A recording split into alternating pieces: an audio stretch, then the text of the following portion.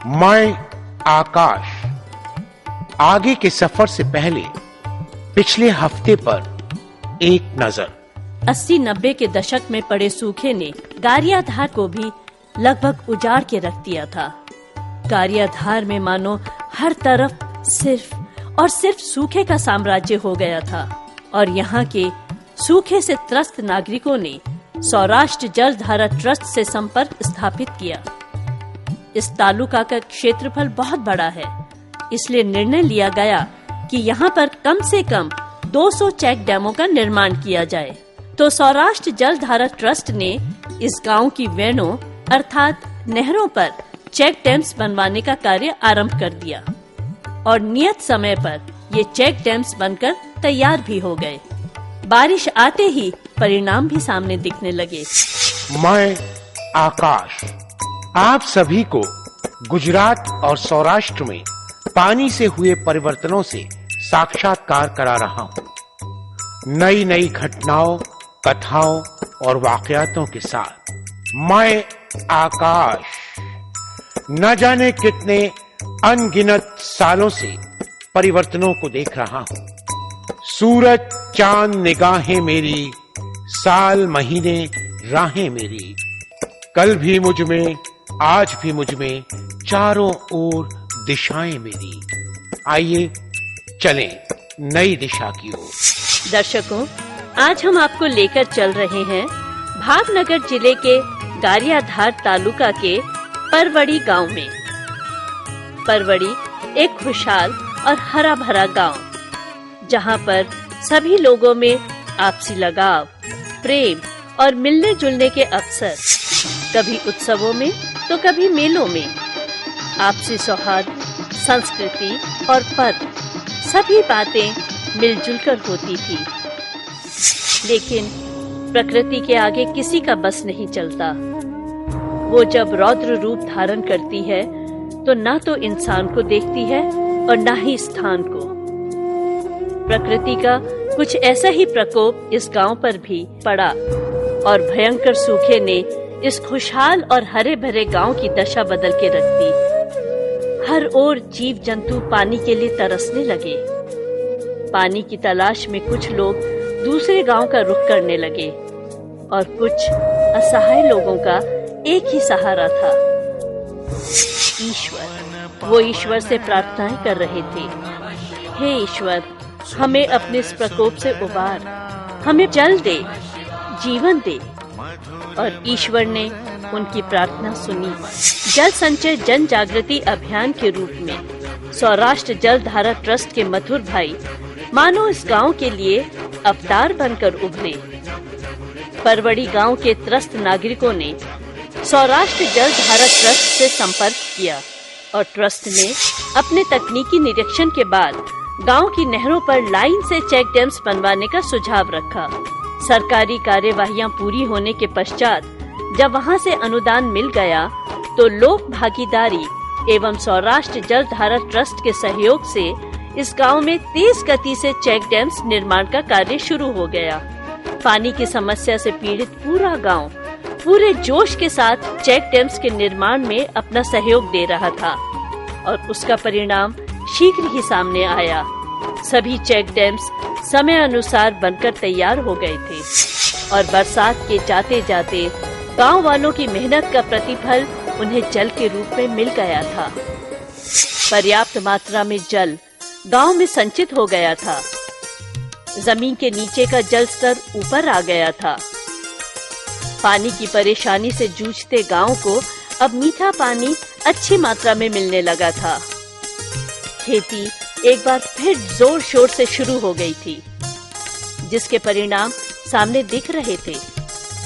कपास एवं मूंगफली के खेतों में फसलें लहलहाने लगी थी, जिसे देखकर उम्मीद थी कि फसल की मात्रा में भी बढ़त होगी और वैसा ही हुआ भी। आ गामમાં 2000 પહેલા એટલે કે જળધારાની સ્થાપના કર્યા પહેલા જળધારાના ચેક ડેમ બનાવ્યા પહેલા सूखे के दिनों में पानी की बहुत किल्लत थी। सूखे की समस्या इतनी गंभीर हो गई थी कि कोई अपनी बेटी की शादी इस गांव में नहीं करना चाहता था। लेकिन सौराष्ट्र जलधारा ट्रस्ट के मथुर भाई जब यहाँ आए और यहाँ चेक डैम बनाने की योजना तैयार हो गई, तो सूरत में बसे यहाँ के व्यापारी एवं अन्य दाताओं ने मिलकर सिर्फ एक दिन में 60 लाख रुपया इस योजना के लिए इकट्ठा कर लिया और फिर सरकार की 60-40 की योजना के अंतर्गत ये सारे चेक डैम बनाए गए, जिनके बनने से जमीन के पानी का जल स्तर ऊपर आ गया। पानी की समस्या समाप्त हो गई और अब हर मौसम में खेती की जाने लगी है। चेक डैम बनने से हमारे इस गांव को बहुत बहुत लाभ मिला है। एक बार सफलता हासिल कर लेने के बाद नई नई सफलताएं हासिल करना सरल हो जाता है। यदि एक बार हम ये जान लें कि शक्ति का उद्गम जिसके आधार पर हम सफलता प्राप्त करते हैं हमारे ही अंदर है, तो हमें नई नई सफलताएं प्राप्त करने में किसी प्रकार की रुकावट नहीं आएगी।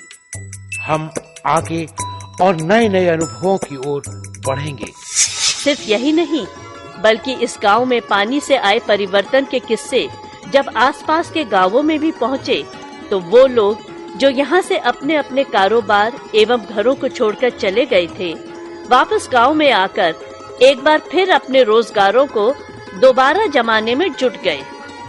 सभी का मकसद अपने गांव को और अधिक खुशहाल और समृद्ध बनाना था। इन्हीं में से एक दानवीर भाई ने अपने गांव की प्रगति के लिए लाखों रुपए दान में दिए और इस पैसे की मदद से ही आज इस गांव में एक बड़े विद्यालय का निर्माण हुआ है। वरना इस गांव में इतने बड़े विद्यालय की सिर्फ कल्पना ही की जा सकती थी। लेकिन ये सपना भी इन दानवीर भाई की मदद से आज इस गांव के लोगों ने साकार कर लिया है। विद्यालय के खुलने से गांव के बच्चों में ही नहीं, बल्कि यहाँ रहने वाले सभी ग्रामीणों में भी शिक्षा के प्रति रुचि बढ़ी है। अब वो बच्चों को उचित एवं उच्च स्तरीय शिक्षा दिलवाने में अपनी रुचि दिखाने लगे हैं, जिसके परिणाम भी सामने आने लगे हैं। इस विद्यालय के एक होनहार छात्र ने पूरे भावनगर जिले के ग्रामीण जोन में माध्यमिक परीक्षा में सबसे अधिक अंक लाकर न सिर्फ अपने गांव का नाम रोशन किया, बल्कि अपने शिक्षकों एवं विद्यालय को भी सौराष्ट्र के अग्रणी विद्यालयों की सूची में लाकर खड़ा कर दिया है। इस विद्यार्थी के अनुसार इसकी सफलता में कंप्यूटर जैसी शिक्षाप्रद तकनीकी का भी बहुत बड़ा हाथ है और इस विद्यालय की ये एक बहुत बड़ी विशेषता है। आज के दौर में कंप्यूटर हमारे जीवन का एक आवश्यक अंग बन गया है और ये विद्यालय पूरे गारियाधार तालुके में इकलौता ऐसा विद्यालय है जहां पर इतनी अधिक मात्रा में कंप्यूटर हैं और जहां इसे सीखने की उचित शिक्षा दी जाती है। इस आधुनिक पद्धति को सीखने एवं समझने में न सिर्फ लड़के बल्कि गांव की लड़कियां भी बड़ी मात्रा में अपनी रुचि दिखाने लगी हैं। कंप्यूटर के प्रशिक्षक उसके तकनीकी पहलू एवं बारीकियां सरल रूप से अपने विद्यार्थियों को सिखाते हैं। कंप्यूटर शिक्षा विधिवत रूप से होती है, सिर्फ किताबों द्वारा थ्योरी ही नहीं बल्कि प्रैक्टिकल रूप से भी इसका विस्तार से अध्ययन करवाया जाता है, जिससे विद्यार्थियों को इसके प्रयोग में किसी भी प्रकार की परेशानी नहीं होती। आज के दौर में कंप्यूटर हमारे जीवन में ही नहीं बल्कि हमारे देश की प्रगति में भी एक विशेष स्थान रखता है। कंप्यूटर के बारे में इन विद्यार्थियों के अपने विचार क्या हैं, उन्हीं से सुनते हैं। मैं छोटे से गांव में हूँ और पूरी दुनिया मेरी मुट्ठी में है क्योंकि मैं कंप्यूटर सीख रही हूँ। इंटरनेट से हमें दुनिया भर का नॉलेज मिलता है। एक दिन मैं कंप्यूटर इंजीनियर बन के दिखाऊंगी। आए खुदा, गर ख्वाब सच हो जाएं, तेरी सहर हो मेरे आफताब हो जाएं। आओ आओ करीब मेरे, तो यकीन होगा शायद और आरजुएं भी कामयाब हो जाएं। जब कामयाबी इंसान का साथ देती है तो उम्मीदें भी बढ़ती हैं और वो कुछ और नया करने की ओर बढ़ता है। कुछ ऐसा ही यहाँ पर भी देखने को मिला। गांव में पानी से परिवर्तन हुआ, समृद्धि एवं खुशहाली अपनी चरम सीमा पर थी। गांव की इन परिस्थितियों ने वहां के ग्रामीणों के दिलों में एक नया उत्साह जागृत किया। सभी ने मिलकर अब इस गांव को एक आदर्श गांव अर्थात मॉडल टाउन के रूप में परिवर्तित करने का संकल्प लिया और इस दिशा में सभी ने एकजुट होकर काम करना आरंभ कर दिया। गांव में जहां से प्रवेश किया जाता है वहां पर एक विशाल द्वार का निर्माण किया गया जो कि दूर से ही नजर आता है। आज ये प्रवेश द्वार इस गांव की एक पहचान बन चुका है। इसके पास ही सौराष्ट्र जलधारा ट्रस्ट के सहयोग से बना एक चेक डैम देखा जा सकता है जिसका फायदा पूरे गांव को हो रहा है। इस डैम में भरे हुए पानी में गांव के बच्चों को खुशी से नहाते हुए देखने का अपना ही आनंद है। परवड़ी में टेलीफोन व्यवस्था आज से कई वर्ष पूर्व लागू हो गई थी और आज भी सुचारू रूप से चल रही है। गांव को हर तरह से सुंदर बनाने का प्रयत्न किया गया है।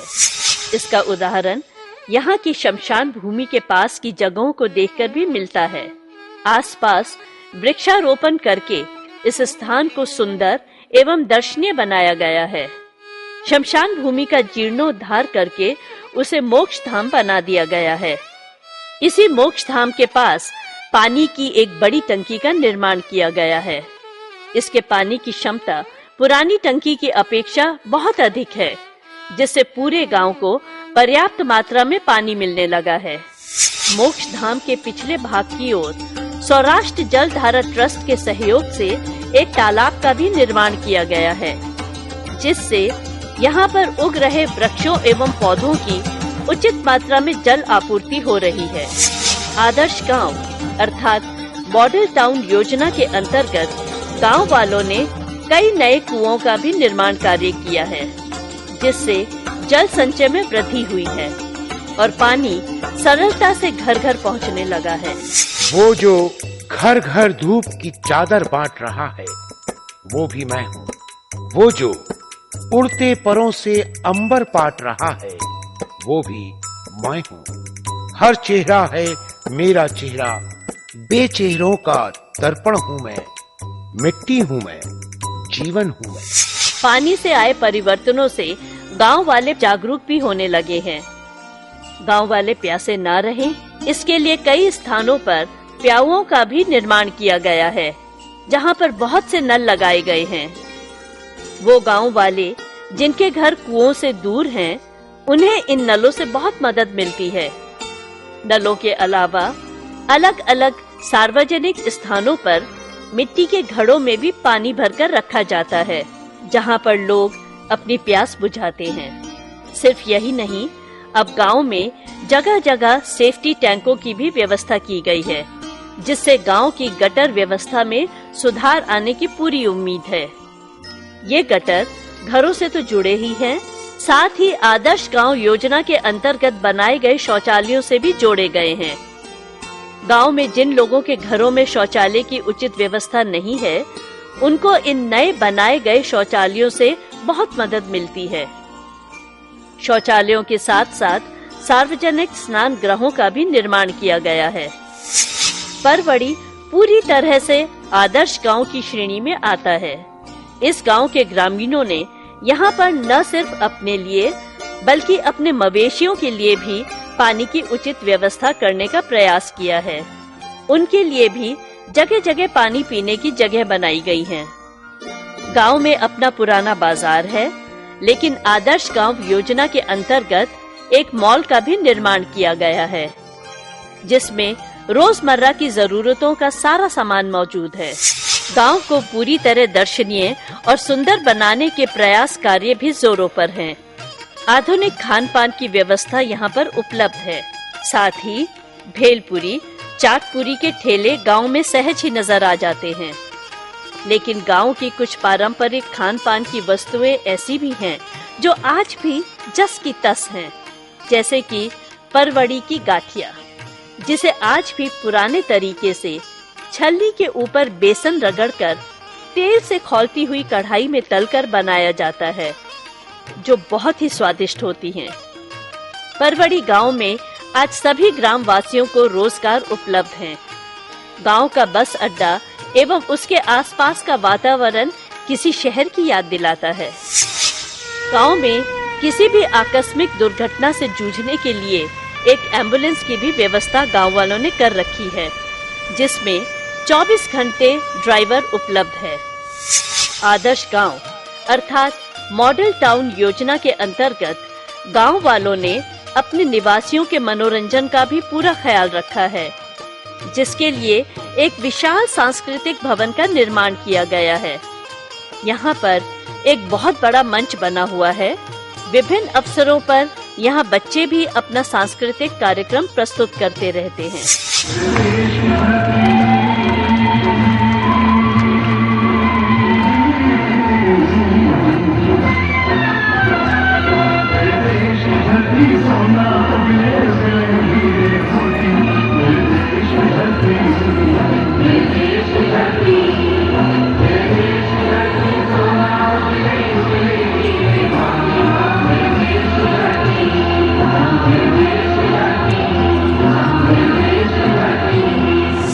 वो ही लोग जीवन में सफल होते हैं जो आशाओं, आकांक्षाओं और सपनों को अपने जीवन में साकार रूप दे चुके होते हैं।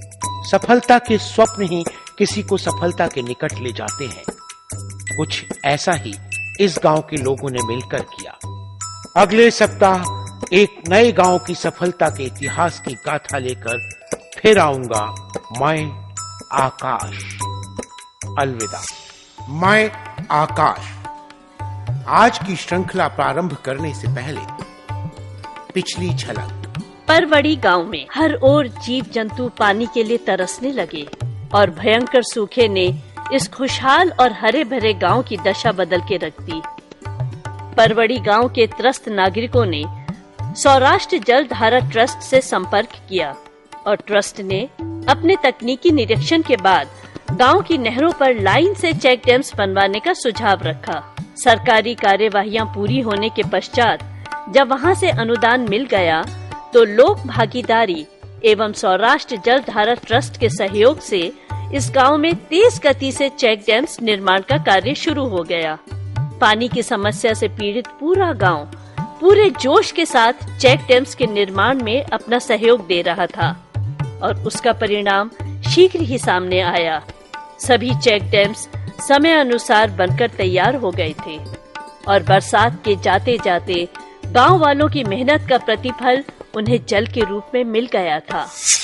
मैं आकाश आपको पानी से आए परिवर्तनों की अलग अलग तालुकों एवं गांवों की भिन्न भिन्न झलकियों से अवगत करवा रहा हूं। जल जो पूरे विश्व की जरूरत है, जल जो हमारे जीवन का वो महत्वपूर्ण तत्व है जो ना हो तो जीवन सूखा है, सक्रिय है। जब भी किसी निगाह ने मौसम सजाए हैं, तेरी तलाश ने कई आलम दिखाए हैं। रस्तों के नाम वक्त के चेहरे बदल गए, अब क्या बताएं किसको कहां छोड़ आए हैं। आइए चलें, इस आवाज की गुहार को सुने और आगे बढ़े।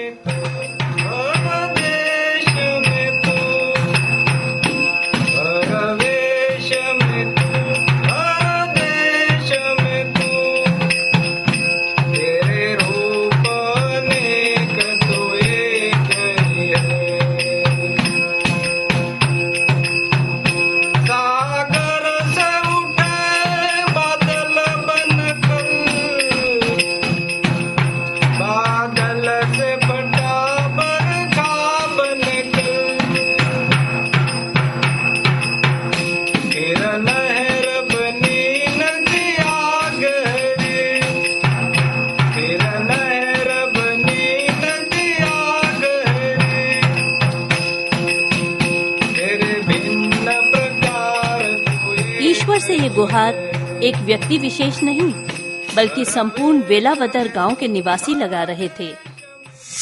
तो भावनगर जिले के गारियाधार तालुके में स्थित ये वेलावदर गांव उसकी मार से कैसे वंचित रह सकता था। फिर यहाँ भी वही हुआ जो सौराष्ट्र के अन्य कई गांवों में हो रहा था। ज्यादातर ग्रामवासी शहर की ओर पलायन करने लगे। आखिर कब तक लोग सूखे की इस दुखदायी यातना से जूझते। तभी उसी दौरान बेहाली के अंधकार को चीरती हुई जल संचय जन जागृति आंदोलन के रूप में सौराष्ट्र जलधारा ट्रस्ट आशा की किरण के रूप में प्रकाशित हुआ। ट्रस्ट ने गांव में तालाब और चेक डैम बनाने का सुझाव दिया और सरकारी रकम एवं लोक भागीदारी का पैसा इकट्ठा करके सारे चेक डैमों एवं तालाब की खुदाई का कार्य आरंभ हो गया। गांव कमेटी एवं गांव वालों की सहायता से कार्य निर्धारित समय पर पूरा भी हो गया और फिर जब वर्षा ऋतु का आगमन हुआ तो मानो प्रकृति ने अपना संपूर्ण सौंदर्य हरियाली के रूप में बेलावदर गांव में बिखेर दिया। चेक डैम्स और तालाब को बरखा की बूंदों ने जल से सराबोर कर दिया। ग्राम वासियों की उमंग देखते ही बनती थी। इनका कहना है सौराष्ट्र जलधारा ट्रस्ट के सहयोग से गांव के बाहर वाले तालाब में 500 घंटे जेसीबी चली और गांव के अंदर वाले तालाब में 300 घंटे जेसीबी चली। इस तरह इन जेसीबी ने गांव के ट्रैक्टर के साथ मिलकर तालाबों को गहरा किया, जिससे गांव वालों को बहुत लाभ मिला। सूरत के दाताओं जैसे सब्जी भाई भोगाड़ी, हिम्मत भाई ढोलरिया, मगन भाई ढोलरिया, ननू भाई मोती, कालू भाई धोला भाई गेलविया, नागजी भाई राखोलिया, इन सब के सहयोग एवं मार्गदर्शन से यहाँ काम हुआ, जिससे गांव वालों को बहुत लाभ मिला।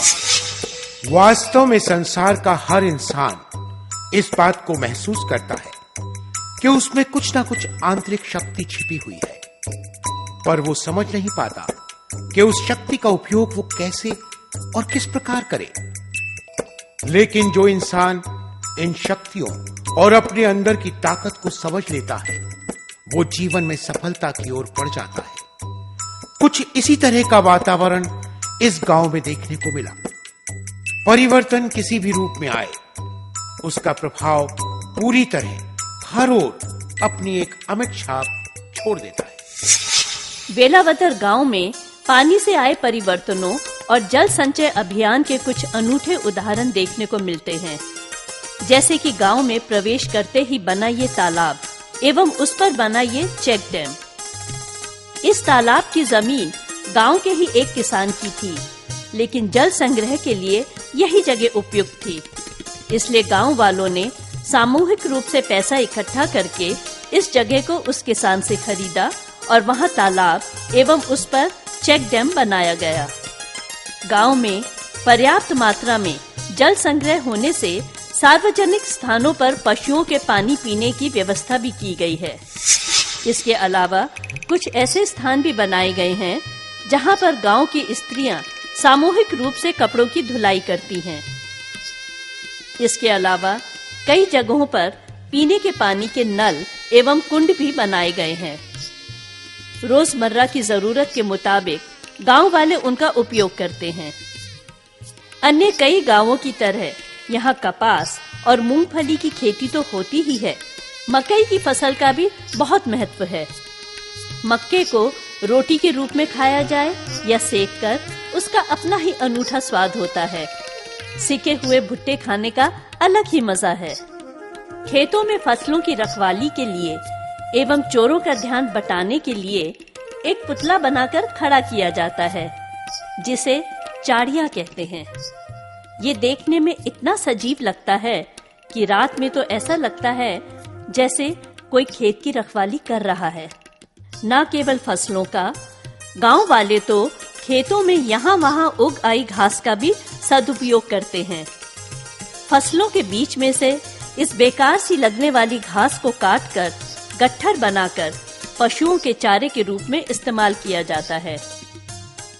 वेलावदर कहने को तो गांव है, लेकिन किसानों ने खेती में जल के सही उपयोग और बचत के लिए एक आधुनिक पद्धति को भी अपनाया है। ये पद्धति है ड्रिप इरिगेशन, यानी सिंचाई की टपक पद्धति।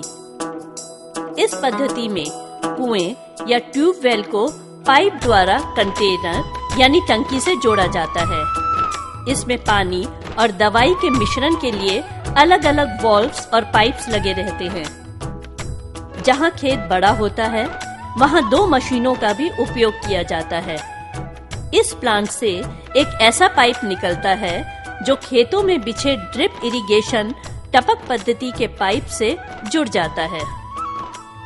जब प्लांट से पाइप का वाल्व खोला जाता है तो पानी टपक पद्धति के पाइप्स में चला जाता है।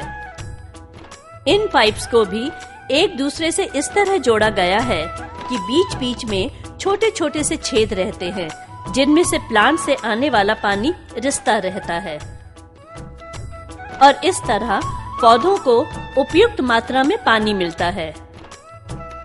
खेतों की जमीन की उर्वरता बनी रहे, उसके लिए हर वर्ष जगह बदल कर बीज बोए जाते हैं।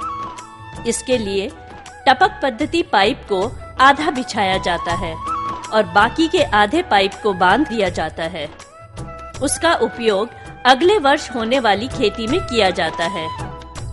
इस व्यवस्था से टपक पद्धति के पाइप को हर वर्ष बिछाने की जरूरत नहीं पड़ती। खेतों में बीच-बीच में कुछ ऐसे आउटलेट्स यानी पानी निकास की जगह भी बनाई गई हैं, जिन्हें खोलकर पानी सीधे ही लिया जा सकता है। इनका उपयोग तभी किया जाता है जब अधिक जल की आवश्यकता होती है। इस तरह से ड्रिप इरिगेशन द्वारा खेतों में मात्रा अनुसार पानी टपकाकर जल की बचत की जा रही है। फसलों के कटने के बाद जब टपक पद्धति के पाइप का उपयोग नहीं किया जाता है, तब उन्हें छायादार स्थान पर ऊंची जगह टांग दिया जाता है, क्योंकि धूप की गर्मी पाइप को नुकसान पहुंचा सकती है। किसानों की इस जागरूकता से केवल वही नहीं, पूरा गांव समृद्ध होने लगा है। कल भी ये दुनिया यही थी, आज भी ये दुनिया यही है और आने वाले कल भी यही होगी। पर इंसान को इस ईंट पत्थरों की दुनिया में पल पल बिखरना है, जीना है, मरना है। बदलते हुए मौसमों की ये दुनिया कभी गर्म होगी तो कभी सर्द होगी, कभी बरसात में नहाएगी तो कभी दूर तक गर्द ही गर्द होगी। पर ये दुनिया कल भी थी और कल भी होगी। विकास और तरक्की जहां भी होती है, उसका दर्शन सारा संसार करता है, उसका प्रभाव हर ओर देखने को मिलता है। सौराष्ट्र जलधारा ट्रस्ट के सहयोग से न केवल वेलावदर गांव के अंदर बल्कि उसके बाहर वाली नहरों पर भी कई चेक डैम्स बनाए गए हैं। वहां भी आसपास के खेतों को पर्याप्त मात्रा में जल की सुविधा हो गई है। जीवन की इस परम आवश्यकता की पूर्ति से लोग समृद्ध होकर जागरूक होने लगे हैं। जागरूकता के लिए सरकार की ओर से भी गांव-गांव में दीवारों पर स्लोगन लिखवाए गए हैं। साक्षर लोग जिसे पढ़कर अन्य लोगों तक ये संदेश पहुंचाते हैं, जिससे गांव और अधिक प्रगति करने लगा है। इस जागरूकता का एक सशक्त उदाहरण है शिक्षा के प्रति रुझान। गांव वाले अपने बच्चों को शिक्षा के लिए विद्यालयों में भेजने लगे हैं। इसके अलावा जनजीवन की आम आवश्यकताओं की पूर्ति भी वेलावदर गांव में होने लगी है। जैसे डाकघर के होने से दूर दराज तक लोगों से संपर्क रहता है। टेलीफोन की सुविधा होने से संचार व्यवस्था में सहायता मिली है। इससे लोग आपस में सरलता से जुड़ने लगे हैं। पहले ईंधन के लिए पेड़ों की लकड़ियां काटकर इस्तेमाल की जाती थीं, जिससे जलवायु पर बुरा असर पड़ता था। अब यहाँ मिट्टी का तेल यानी केरोसिन उपलब्ध है। गांव में केरोसिन के लिए ग्रामवासियों की लंबी कतारें देखी जा सकती हैं। कुछ लोगों ने वेल्डिंग की दुकानें खोल ली हैं, जिससे गांव वालों को बहुत फायदा हो रहा है। कुछ लोगों ने तो सोडा बेचने का कार्य भी आरंभ कर दिया है। इसकी बोतल को खोलने का अपना अलग ही एक अंदाज है। सोडे को गिलास में पड़े नींबू रस में डालकर एक स्वादिष्ट शिकंजी तैयार की जाती है। सूखे के दिनों में जो लोग शहर चले गए थे, उन्होंने हीरे के व्यापार में तो अपनी पहचान बनाई ही। कुछ अन्य लोगों ने गर्मी में बर्फ की बढ़ती मांग को देखते हुए बर्फ फैक्ट्री का भी निर्माण किया है, जिसकी प्रक्रिया कुछ इस प्रकार है। बर्फ जमाने वाले सांचों में पहले पानी भरा जाता है, फिर उनको मशीन के द्वारा खिसकाकर एक विशेष प्रकार के खांचे में रख दिया जाता है। पानी गिराती हुई मशीन, जो कि बाहर लगी हुई है, इन खांचों में ठंडक पहुंचाती है, जिससे निर्धारित समय में बर्फ तैयार हो जाती है। फिर इस बर्फ की सिल्ली को मशीन द्वारा इन खांचों से निकालकर ढलान वाली जगह पर लाकर सांचों से सिल्लियों को निकाल दिया जाता है। इस तरह से इन बर्फ की सिल्लियों को बनाकर गर्मी से त्रस्त लोगों के लिए बाजार में भेज दिया जाता है। गांव के जो लोग शहर में जाकर बस गए हैं, वो भी अपनी मातृभूमि एवं इसकी परंपरा को नहीं भूले हैं। इसलिए विवाह के अवसर पर गांव की झलक दिखाने के लिए परंपरागत दरवाजों का निर्माण किया जाता है। सारी सजावट मिट्टी से लीपकर की जाती है। दीवारों को विशेष कलात्मक रूपों से सजाया जाता है। यहाँ तक कि सजावटी कपड़ों से भी दीवारों को सजाया जाता है। कई सजावट के सामान भी यहाँ पर रखे जाते हैं। गांव के घरों, कुओं एवं गौशाला की झलकियां भी यहाँ पर देखने को मिलती हैं। फूलों की कई आकर्षक मालाएं सजावट के लिए उपयोग में लाई जाती हैं। आधुनिक समय में भी शुभ अवसरों पर अपनी परंपरा को याद रखना वास्तव में यहाँ के लोगों की प्रशंसा की बात है। गांव में लोगों ने युवा मंडल भी बनाया है, जो गांव के मोक्ष धाम के रखरखाव की जिम्मेदारी संभाले हुए है। साथ ही मरण विधि में उपयोग में आने वाली सारी सामग्री की व्यवस्था भी यही करता है। गांव में जगह जगह विभिन्न प्रकार के फूलों को भी उगाया जा रहा है, जिससे वातावरण तो खुशबूदार होता ही है, सजावट एवं भगवान को चढ़ाए जाने वाले फूलों को अन्य जगहों से नहीं मंगवाना पड़ता है। गांव में पानी से जो परिवर्तन हुए हैं, उसका धन्यवाद कुछ लोग भजन गाकर करते हैं, तो कुछ लोग मंदिर में जाकर ईश्वर का धन्यवाद करते हैं। तारी मूर्ति लागे छे मुने प्यारी रे, श्री घनश्याम हरि। रूड़ी चाल जगत थी न्यारी रे, श्री घनश्याम हरि। रूड़ी चाल जगत थी न्यारी रे, श्री घनश्याम हरि। हे तारी मूर्ति लागे छे मुने प्यारी रे, श्री घनश्याम हरि। तारी मूर्ति लागे छे मुने प्यारी रे, श्री घनश्याम हरि। दुख में सुमिरन सब करे, सुख में करे न कोई। जो सुख में सुमिरन करे, तो दुख काहे को होए। अच्छे समय को और अच्छा बनाने के लिए उस समय का सदुपयोग ही सफलता की ओर अग्रसर करता है। विषम परिस्थितियों का धैर्य के साथ सामना करने से उन्नति में बाधा नहीं आती। ऐसा ही इस गांव के ग्रामीणों ने भी किया, और आज वो सभी एक संपन्न गांव के निवासी हैं। अगले सप्ताह फिर से नए जुझारू गांव की एक नई कथा के साथ आऊंगा। मैं आकाश। पिछले सूत्र की कुछ यादें। ये वेलावदर गांव, यहाँ भी वही हुआ जो सौराष्ट्र के अन्य कई गांवों में हो रहा था। जल संचय जन जागृति आंदोलन के रूप में सौराष्ट्र जल धारा ट्रस्ट आशा की किरण के रूप में प्रकाशित हुआ।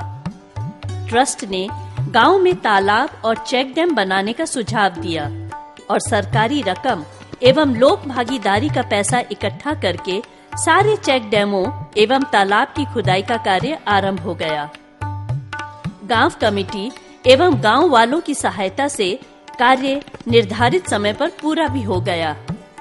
और फिर जब वर्षा ऋतु का आगमन हुआ, तो मानो प्रकृति ने अपना संपूर्ण सौंदर्य हरियाली के रूप में वेलावदर गांव में बिखेर दिया। मैं आकाश अपने दर्शकों को हर बार एक नए गांव में पानी से आए परिवर्तनों एवं वहां के उद्भवों की नई नई घटनाएं दिखाता हूं। गांव के ग्रामीणों और सौराष्ट्र जलधारा ट्रस्ट के द्वारा किए गए प्रयासों को दर्शाता हूं। आज भी इसी श्रृंखला के अंतर्गत मैं आकाश आपको एक नए गांव में लेकर चल रहा हूं। उड़ते हुए गगन में परिंदों का शोर, गांव में चहल पहल धुंधलाती भोर, घंटियां मंदिरों में सुबह का माहौल। आओ आओ चलो इस तरफ, देखें इस ओर। ये है बेला गांव। आज हम इस गांव में पानी से आए परिवर्तनों की कथा आपको दिखाएंगे। बेला गांव गारियाधार तालुके में आता है, जो कि भावनगर जिले का ही एक हिस्सा है। यहाँ की अपनी संस्कृति है, अपनी विधाएं हैं। एक समय था जब यहाँ सभी ग्रामवासी मिलजुल कर सारे उत्सव और त्योहार मनाया करते थे।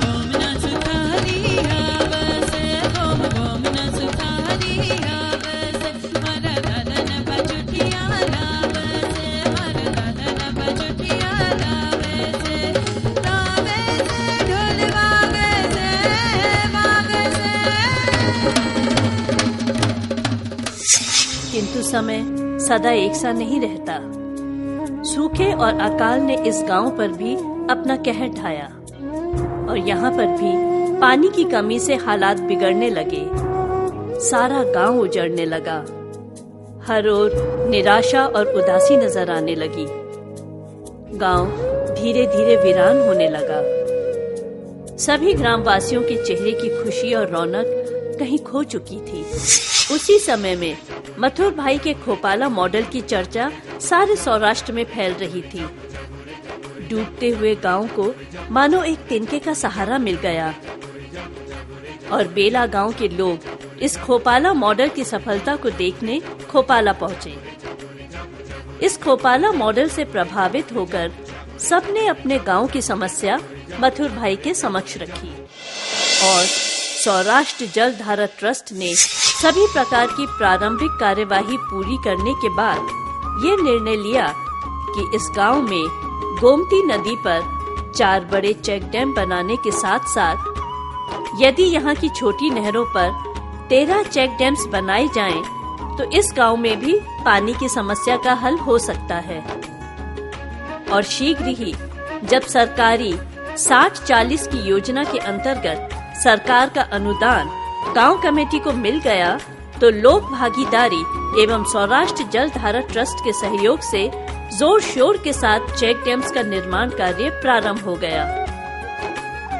गांव वाले जल्द से जल्द इस कार्य को खत्म करने में एकजुट होकर लग गए और रिकॉर्ड टाइम में ये सभी चेक डैम्स बनकर तैयार भी हो गए। बरसात के कुछ ही दिनों बाद गांव वालों को अपनी मेहनत का प्रतिफल भी मिलने लगा। परिणाम निश्चित रूप से सुखद एवं आशा के अनुकूल थे। पानी का तल ऊंचा आने से ऑटोमेटिकली खेती की उपज बढ़ी है। उपज बढ़ने से लोग आर्थिक रूप से समृद्ध हुए। बाहर गांव जो लोग चले गए थे गांव छोड़कर, उन्होंने भी गांव में आकर खेती शुरू की है, जिससे वो भी समृद्ध होने लगे हैं। ये जिंदगी आज जो तुम्हारे बदन की छोटी बड़ी नसों में मचल रही है, ये जिंदगी जो आज तुम्हारे पैरों से चल रही है, तुम्हारी आवाज बन के गले से निकल रही है और लफ्जों में ढल रही है, ये जिंदगी न जाने कितनी सदियों से यूं ही शक्लें बदल रही है। हर बदलाव, हर परिवर्तन का असर अलग अलग तरीकों से अलग अलग जगहों पर दिखने लगता है। जल संचय योजना के अंतर्गत बने चेक डैमों से मानो पूरे गांव में एक नई क्रांति सी आ गई। खेतों की शक्लें बदलने लगी। इसी के साथ साथ गांव के सूखे पड़े कुओं को भी ठीक करके एक बार फिर से नया जीवन दिया गया। उनमें मीठा पानी आने लगा। अब सिर्फ गांव वालों को ही नहीं, जानवरों को भी पीने के लिए पर्याप्त मात्रा में जल मिलने लगा था। गांव वालों ने जल का सदुपयोग करने की इच्छा से गांव में सौराष्ट्र जलधारा ट्रस्ट के सहयोग से वृक्षारोपण का अभियान भी शुरू कर दिया। इससे गांव के वातावरण पर भी अच्छा प्रभाव पड़ा है। शुद्ध हवा और हरियाली स्वास्थ्य पर सीधा प्रभाव डालती है। ग्रामवासी सेहतमंद होने लगे हैं। इसी विधा को आगे बढ़ाने में अब यहाँ पर ताजा सब्जियों की पैदावार भी अधिक होने लगी है। यहाँ के किसान सब्जियों का उत्पादन अब अपने गांव में ही करने लगे हैं, जिससे आय के साथ साथ इन्हें अपने लिए भी ताजा सब्जियां सस्ते दामों में उपलब्ध हैं। इनकी उत्पादन क्षमता को बढ़ाने के लिए किसानों ने आज की आधुनिक तकनीक को भी विशेष महत्व दिया है। जल संचय को लेकर अब यहाँ के किसान पूरी तरह से जागरूक हो गए हैं। वो इसकी ओर विशेष ध्यान देने लगे हैं। इस संदर्भ में यहाँ के किसानों ने आधुनिक ग्रीन हाउस खेती की पद्धति को अपनाया है। इसके लिए उन्होंने विशेषज्ञों से पूरी जानकारियाँ हासिल की। इस प्रणाली से जल की बचत तो होती ही है, साथ में गांव वालों को किसी भी मौसम में खेती करने की सुविधा भी मिल जाती है। ग्रीन हाउस पद्धति थोड़ी महंगी तकनीक है, इसलिए इसका इस्तेमाल अभी केवल सब्जियों एवं फूल पौधों की अच्छी उपज के लिए ही किया जा रहा है। इस पद्धति के अंतर्गत इन पौधों को एक विशेष प्रकार के हरे कपड़े से बने एक विशाल हॉल में रखा जाता है, जिसे ग्रीन हाउस का नाम दिया गया है। इसमें पानी का वाष्पीकरण भी ज्यादा नहीं होता है, जिससे पौधों को जितना पानी दिया जाता है उसका अधिक से अधिक उपयोग होता है। यही जागरूकता यदि देश के हर राज्य के किसानों में आ जाए तो वो दिन दूर नहीं जब हमारा भारत कृषि से ही इतनी उन्नति करेगा कि एक बार फिर सोने की चिड़िया कहलाने लगेगा। जागरूकता का विश्वास के साथ बहुत बड़ा नाता है, एक गूढ़ रिश्ता है। मनुष्य का जीवन उसके अंदर आई जागरूकता एवं विश्वास के साथ ही बनता है। जीवन को सफल बनाने के लिए आवश्यक ये है कि इंसान जीवन को आशा एवं उल्लास के साथ जिए और अपनी आंतरिक शक्तियों पर विश्वास रखकर सफलता की ओर बढ़ता रहे। फिर वो महसूस करेगा कि हर ओर एक सकारात्मक वातावरण स्वयं ही बन गया है। तलाश तुमको है जिसकी, वो अब तुम्हारे अंदर समा चुका है। वो देखो तुम्हारी मेहनत का ये कितना खूबसूरत सिला है जो आज तुमको मिला है। वाकई मेहनत का ये खूबसूरत सिला बेला गांव के ग्रामवासियों को मिलने लगा है। गांव खुशहाल है, लोगों में जागरूकता आ रही है। गांव के जागरूक लोगों के कारण ही इस छोटे से गांव में भी एक बड़ा विद्यालय बना है, जिसमें छात्रावास की भी सुविधा है। यहाँ इस गांव के बच्चों के रहने की व्यवस्था तो है ही, अन्य गांवों से आए बच्चों के रहने की भी उत्तम व्यवस्था है। इसके अलावा शिक्षकों के रहने का इंतजाम भी इसी छात्रावास में किया गया है। विद्यालय का प्राकृतिक सौंदर्य बढ़ाने के लिए उसमें आसपास वृक्षारोपण किया गया है।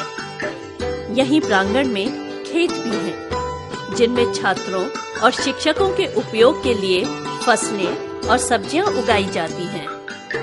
विद्यालय के परिसर में ही एक गौशाला का निर्माण किया गया है, जहां गायों के लिए विशेष ढका हुआ चारागाह बनाया गया है।